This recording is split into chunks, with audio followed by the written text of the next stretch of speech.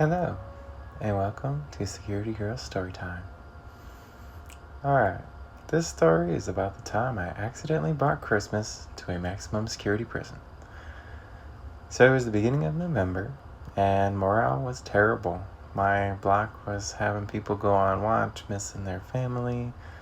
They were dealing with people struggling, a lot of inmates just constantly biting over the phones and talking to their family members, those who even had them, to call.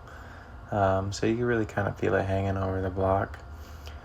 Now, the unit I worked in housed inmates who were allowed more privileges than the other ones because they were only level 3s and the rest of them were level 4s. So they got roped into that situation due to their protective status. So for years they had been treated under those stricter rules, and they really weren't supposed to be. And while they had been petitioning people to try to get that taken care of, they didn't really have anybody in their corner. One thing I noticed was that the other prisons that I had been to, because, during training processes, they show you some of the other places and how they function. I saw that they had plenty of decorations, and the holidays just didn't seem like they were as terrible in those places. But this block did not have that. And so I decided to take a shot and ask the captain if they would let me, basically just allow them to make this stuff, because they could have all of the things that they needed. Like they had, art supplies and things inside their cells. They just had never been allowed to hang them up. And so I took the shot, and to my surprise, the captain approved it. And I gotta tell you, I'd never seen so many grown men really get excited about construction paper.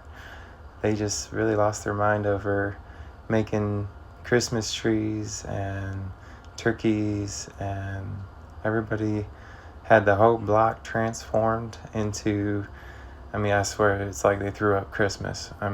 The Christmas tree made out of cardboard and construction paper it was a sight to see.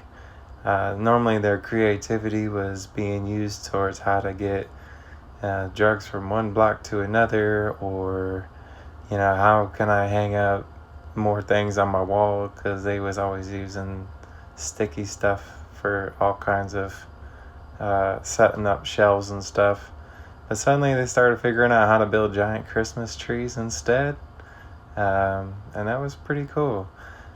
They were trading ideas, helping each other, cooperating, talking, laughing. And it really kind of felt more alive. And that, I think, made a pretty big difference to even the officers who, they wanted to give me a bunch of shit for it. And I just stuck to my guns on it, because it's like, to me, an inmate who's not out to make my day harder, they're gonna cooperate. They're gonna follow the rules, and we don't have to get into any fights or anything. So them being in better spirits was worth catching a little shit.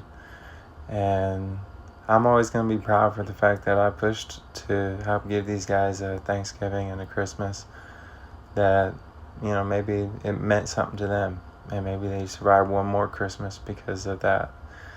So for a little while, they got to have something that they hadn't had in a long time, and they got to feel like they had a home.